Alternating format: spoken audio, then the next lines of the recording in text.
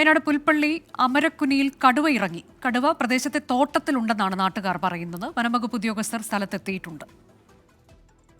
ജനവാസ മേഖലയിൽ ഇന്നലെ വെളുപ്പിനെയാണ് കടുവയെ കണ്ടത്. 3:30 മണിക്ക് യാത്രക്കാരാണ് കടുവയെ കണ്ടത്. അംഗൻവാടിയും അതുപോലെ തന്നെ Kappiset SNLP school, Kappiset government school എല്ലാമുള്ള പ്രദേശത്താണ് കടുവ ഈ പ്രദേശത്ത് തന്നെ തമ്പടിച്ചിരിക്കുകയാണ്. ഫോറസ്റ്റുകാരും മറ്റ് വനംവകുപ്പ് ഉദ്യോഗസ്ഥരെല്ലാം അതിനെ കണ്ടിട്ടുണ്ട്. ജനവാസ മേഖല അമരക്കുനി കവലയുടെ 200 മീറ്റർ ചുറ്റളവിലാണ് ഇപ്പോൾ കടുവയുള്ളത്. ഇതിനെ അടിയന്തരമായി പിടികൂടി ഫോറസ്റ്റുകാർ കൊണ്ടുപോകാൻ ആവശ്യമായ നടപടി ഉണ്ടാവണം. ഇതിനെ പിടികൂടാൻ കഴിഞ്ഞിട്ടില്ലെങ്കിൽ വലിയ തോതിലുള്ള ഭീതിയിലാണ് ജനങ്ങളുള്ളത്. സുർജിത്ത് അയ്യപ്പത്ത് വിവരങ്ങളുമായി. സുർജിത്ത്, കടുവയെ പിടികൂടണം എന്നുള്ളതാണ് നാട്ടുകാരുടെ ആവശ്യം. അതിനായുള്ള എന്തൊക്കെ നടപടികൾ അവിടെ നടക്കുന്നുണ്ട്? നിലവിലിപ്പോൾ കടുവയുള്ളത് ഒരു തോട്ടത്തിനകത്താണ് എന്നുള്ളതാണ് പറയുന്നത്. അമരക്കുനി എന്നുള്ളതാണ് ഈ പ്രദേശം. കുറിച്യാട് റേഞ്ചിൻ്റെ അതിന് തൊട്ടടുത്ത് കുറിച്യാട് വനമാണ്.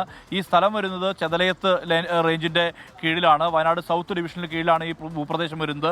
അവിടെയാണ് ഇത്തരത്തിൽ കടുവയുടെ ആക്രമണം ഉണ്ടായിട്ടുള്ളത്. കടുവയെ നേരിട്ട് കണ്ടു എന്നുള്ളത് തന്നെയാണ് നാട്ടുകാർ പറയുന്നത്. അതിൽ സംശയമില്ല, കടുവ തന്നെയാണ് എന്നുള്ളത് തന്നെയാണ് നാട്ടുകാർ പറയുന്നത്.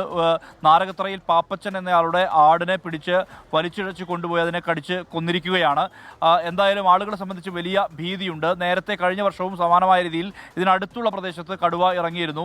2 വളർത്തുമൃഗങ്ങളെയാണ് കടുവ കൊന്നത്. ഒരുപക്ഷെ കുറിച്യാട് വനത്തിൽ നിന്നും ആ മേഖലയിൽ നിന്നും ഇറങ്ങി വന്ന കടുവയാകാം എന്നുള്ളതാണ് കരുതുന്നത്. ഈ കടുവ ഇപ്പോഴും ഒരു തോട്ടത്തിനകത്ത് തമ്പടിച്ചിട്ടുണ്ട് എന്നുള്ളതാണ് പറയുന്നത്. മേഖലയിൽ കാട് മൂടിക്കിടക്കുന്ന ഒരുപാട് തോട്ടങ്ങളുണ്ട്. ആ തോട്ടങ്ങളിൽ തമ്പടിച്ചിട്ടുണ്ട് എന്നുള്ളതാണ് നാട്ടുകാർ പറയുന്നത്. ഇതേ തുടർന്ന് ഇപ്പോൾ നിലവിൽ RRT സംഘം സ്ഥലത്തുണ്ട്. RRT സംഘം സ്ഥലത്ത് പരിശോധന നടത്തിക്കൊണ്ടിരിക്കുകയാണ്. കടുവയെ കൂടുവെച്ച് പിടികൂടണം എന്നുള്ള ആവശ്യമാണ് നാട്ടുകാർ ഉന്നയിക്കുന്നത്. എന്തായാലും ഇതുമായി ബന്ധപ്പെട്ട് വനംവകുപ്പിന്റെ ഉന്നതതല ഉദ്യോഗസ്ഥർ DFO അടക്കമുള്ളവർ അവിടേക്ക് എത്തുന്നു എന്നുള്ള വിവരം കൂടി നമുക്ക് ലഭ്യമാവുന്നുണ്ട്. ഇവിടെ ഇപ്പോൾ RRT സംഘം നിലവിൽ പരിശോധന നടത്തിക്കൊണ്ടിരിക്കുകയാണ്.